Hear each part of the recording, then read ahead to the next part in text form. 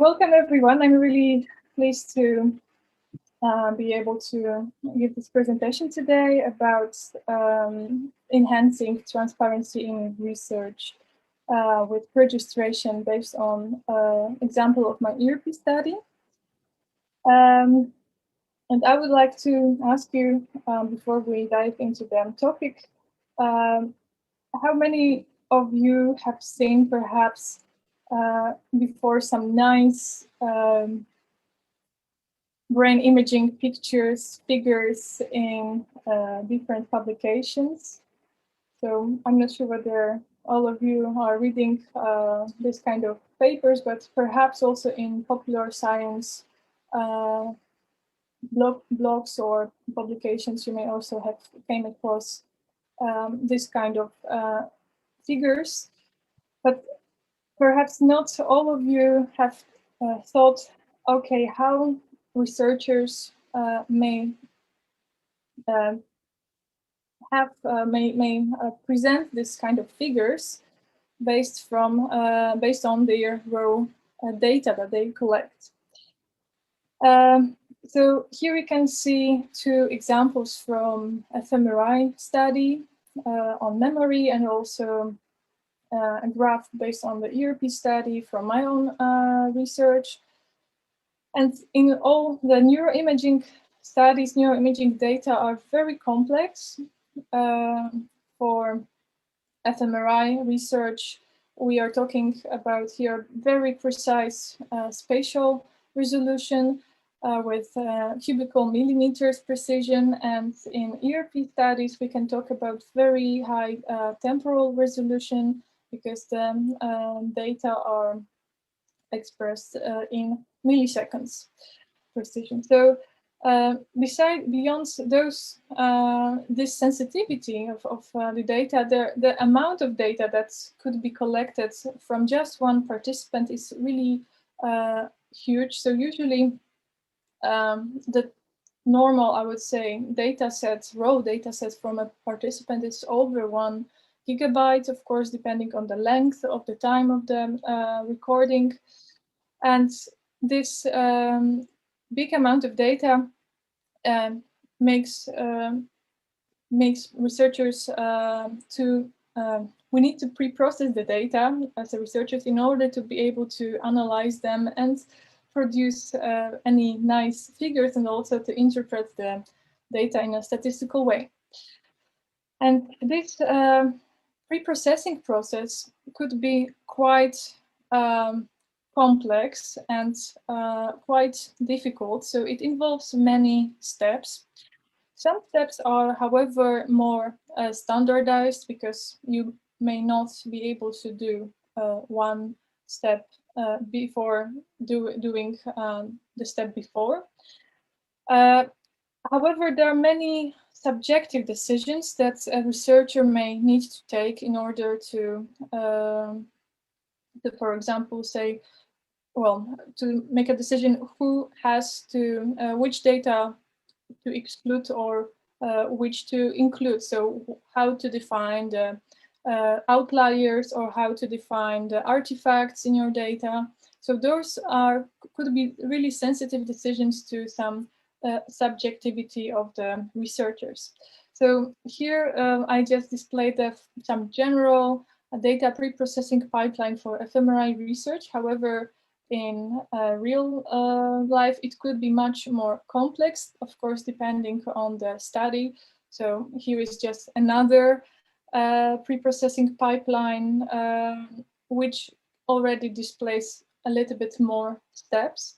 And also in my research, EEG research, I remember that the pre-processing pipeline that I created, it was about 20 pages, not only of coding, but in general of some of the steps and the description of the steps. And when I was trying to minimalize it, I think it took me like a little bit more than 5 pages A4. So it's really complex. And this complexity creates another problem.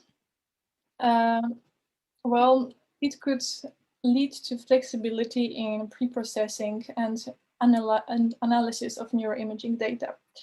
And recently there was a research published on exactly on this topic, which illustrates the problem. And it involved the team of over 70 independent teams who analyzed exactly the same fMRI data sets and tested exactly the same hypothesis. And maybe you would guess how many of those teams have applied the same analytical workflow and found the same results. So what would be your guess? Maybe 1, 2? Yeah, I see Sander shows exactly 0. So unfortunately, no two teams chose exactly the same workflow to analyze their data, and this flexibility resulted in differences in the results. And in general, this analytical flexibility could limit the conclusions that we can make based on different analytical workflows. So we have to beware of this, not only when we read neuroscientific studies, but also we have to be aware of our analytical decisions that we make, that how they may affect our own data, our own results. And a possible solution to a little bit limit this problem could be, for example, validating and sharing complex analytical workflows. So it could involve that I, for example, would conduct my study, and after I conduct my study, I share the protocol and code so anyone could reproduce it.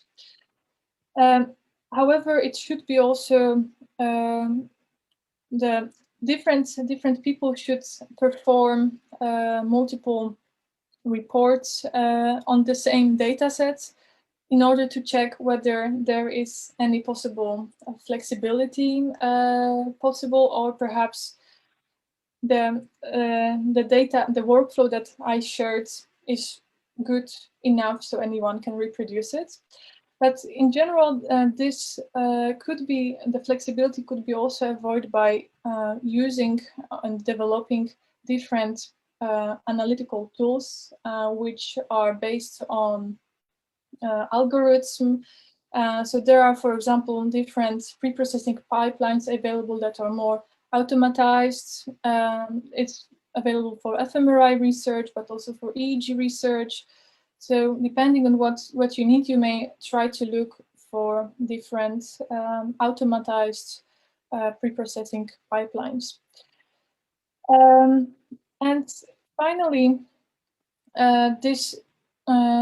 the different analytical approaches could be also combined in meta-analysis to exactly see how different approaches affected the outcomes.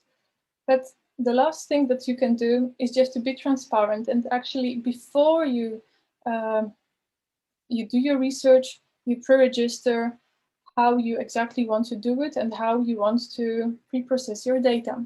So this would be the best solution for our research.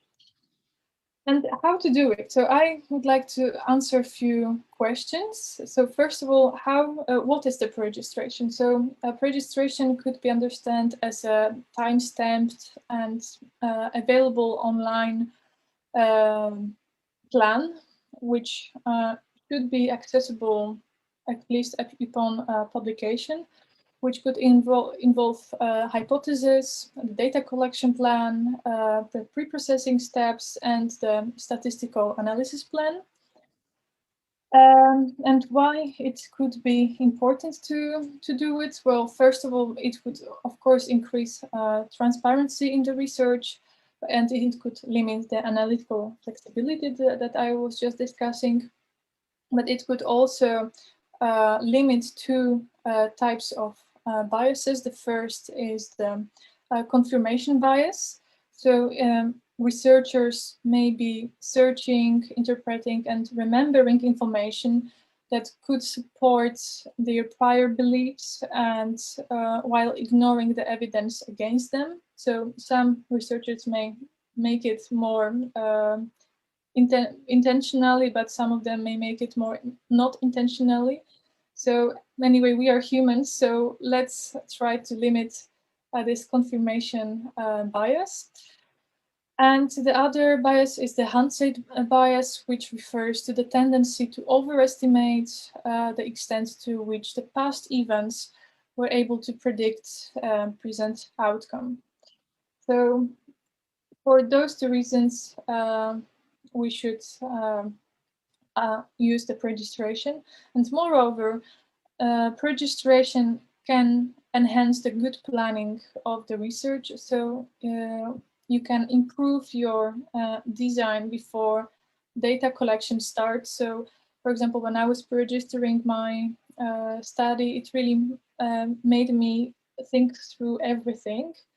And I could still improve some parts of my design, perhaps limit one factor which was not necessary to make my design more straightforward in order to make my study better. And finally, it could save time after the data are collected. So also this is from my own experience. When I conducted my pre-registered study, I immediately knew what I have to do next. And I just was following the pre-processing steps that I prepared before, or also the things that I said in my pre-registration that I plan to do. So it's really like a guideline for a researcher, and it saves a lot of time, and also it's just a very, very good tool to apply. Okay, how to pre-register. So there are 3 general rules of the pre-registration. So first of all, pre-registration should be specific. So you need to include the descriptions of different phases of the research workflow, from the initial design of the study to the final manuscript. So anyone could actually reproduce your findings if somebody would like to. It should be also precise, and it should be interpretable in only one way. So there should not be able to interpret it in the other way than it's stated. It should be also exhaustive in a way that, well, it can also, it should only be diagnostic to confirm or falsify the predictions. And you should also make a clear distinction between primary and secondary analysis. So the analysis to confirm your hypothesis, and perhaps some additional exploratory analysis. And the final suggestion is that it's very wise to run a pilot study before registration. By doing this, you can check whether your recruitment is feasible, whether your randomization works, whether all the procedures and assessments, measurements works. You can make sure that the instructions are clear for all the participants, and of course you can validate your task or the stimuli that you want to use. For the ERP research that I was intent to do, I could confirm this way whether the target ERP components were elicited, and also I can check whether the pre-processing pipeline did not include any bugs, some errors, and whether it's feasible to do it the way that I planned to. And another note is that the pilot tests should, well, usually people are doing pilot tests on smaller samples, but if you do it, then you cannot really use the pilot test for an a priori power analysis to estimate the needed sample size. However, if you use big enough sample size for a pilot test, then you may try to estimate your a priori power analysis based on the pilot. So in general, try to use bigger sample size for the pilot test. And okay, the final thing where you can register. So there are different platforms where you can register your study. The more detailed registration could be done via Open Science Framework. So you can register your preprocessing pipeline, and also you can write a pre-registered report, which is more extensive than just pre-registration at aspredicted.org. However, if it's your very first study that you're registering, I could suggest you to first try as predicted, because it includes only 8 key questions, and usually it's very short and straightforward registration. But still, it makes the registration valid, but does not allow to register, I think, more than around 2 A4 pages. So you have to be very concise.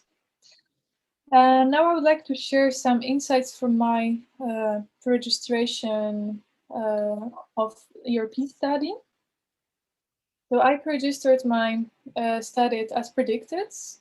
It's available online for now in a blind version, because I'm still writing a manuscript based on that, and I would like to use the registration in the manuscript.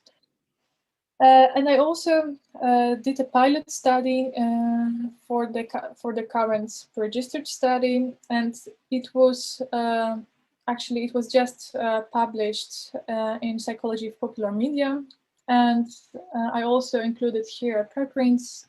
So after if you're interested, you can also have a look at it to compare the registration and my pilot study.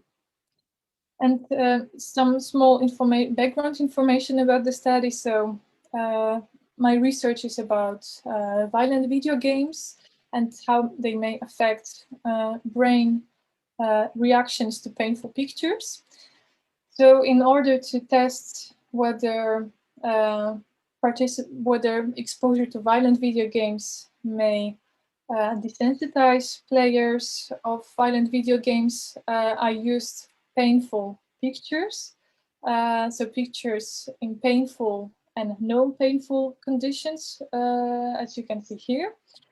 So this pilot study included almost 60 adult participants, and I found in this study that in the within design, that participants who played a violent video game versus condition before playing violent video game, I found in this comparison before and after a short-term desensitization, meaning that people who played a violent video game were less sensitive to painful pictures after playing a violent video game. However, it was only found for people without previous exposure to violent video games. And in contrast, I found the habitual desensitization before playing a violent video game in participants with high exposure to violent video games, like in everyday life. So I know it's complex and perhaps difficult to comprehend for now, because it was three-way interaction, but I hope it will be just helpful to understand what I was trying to do in my main study. So basically, in my main study, I was thinking perhaps I can check whether the same results could be observed in adolescent players of violent video games. So it was, I would say, almost a direct replication, and the main difference was the age of participants, and there were also some small differences in the EEG sets and in the stimuli used. So Also, the background for my preregistration was the meta-analysis on the topic. So I was lucky that I just found it before I was registering my study. It really helped me to make sure what I have to do in order to analyze my data and how to avoid some typical problems in the empathy for pain research. So one of the problems that was highlighted in this meta-analysis that only about 50% of studies on the topic reported the average number of the epoch that were removed, so the number of the trials that were removed, which is not great. So you should always report how many. If you reject any trials, you should say how many you rejected. And also the key thing about the EEG or ERP studies is that you should be able to justify localizations of the electrodes. And this was done only by in 40% of the studies. And with this knowledge, I knew that what I should do better. And I would like to very quickly go through my registration. This registration is also available online, so you can read it more in detail online. And here I would just to discuss the 8 questions that you should fill in order to pre-register your study as predicted. So first question asks you whether you have started data collection. So usually you pre-register your studies before data collection. So then you should say, no, we have not collected any data. However, sometimes it could be more complex. It was also in my case. So this is an important tip. So if you are pre-registering your studies as predicted, you need to make sure that your co-authors accept the registration within 1 week. Otherwise, it would be you would need to submit a new registration. So it's wise to advise your co-authors to check their spam folder. Otherwise, yeah, you just need to repeat your registration, and that was exactly the case for my study. So I just explained that in detail in the question 8, that, okay, we started data collection, but we did not look at the data, we have not analyzed them. And that I also said that we just made a mistake here in terms of somebody forgot to accept it. So still we think that this is a valid registration. So this is a tip for you. Remember to inform your co-authors to check their spam folder. The second thing is to define the main research questions and the main hypothesis to be tested. So it should be detailed, and as I said before, it cannot be ambiguous and cannot be interpreted in a different way. So you have to be very specific, just the same way as you state your hypothesis in the final manuscript. In the third question, you need to describe the key dependent variables and how they will be measured. So in this case, I defined my main dependent variable and also the additional dependent variable. So the main dependent variable were the ERP responses, especially the P300 and the LPP amplitudes for the painful pictures. And I also defined the time windows that I expect them to observe between the P300 between 300-400 milliseconds and LPP, the late positive potential, around 400-800 milliseconds. And I also registered that I plan to observe those 2 components in the central parietal sides so of the electrodes. And additional dependent variable was the pain rating, which was just done by participants. It was subjective pain rating, so it was not brain data. In the fourth question, you have to define the conditions that the participants are assigned to. So you have to say whether it's a correlational study, experimental, or between, within. So you need to define all the factors that you plan to use, and also how many levels they have. So in here, I defined my between factors, within factors, and this can also match the data analysis plan, which is the next question. So in the fifth question, you have to say how you plan to examine your research questions and hypotheses. So I make the distinction here between the ERP data. So I said what will be my main analysis. So here I said it's ANOVA with within factors.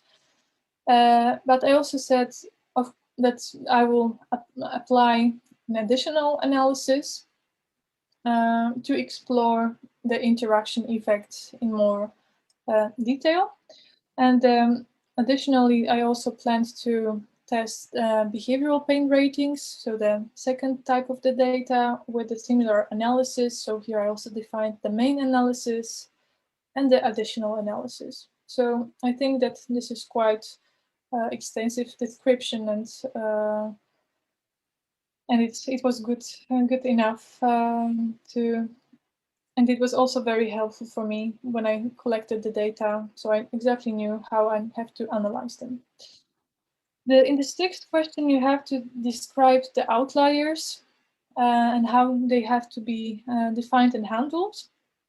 So why do you plan to exclude some observations? So in terms of participants, I think I did it quite correctly. I said who is going to be my participant and who is not going to be my participant.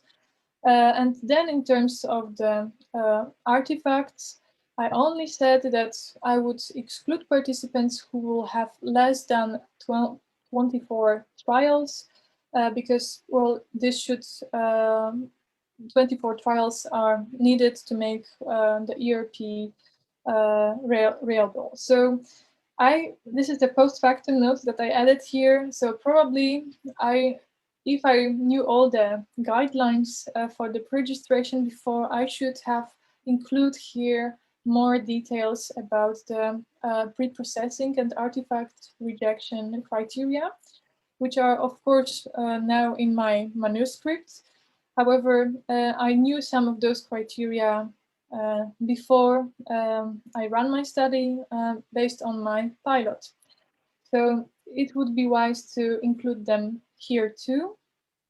Well, but on the other hand, the as predicted is, as I said, quite, it allows quite short registration.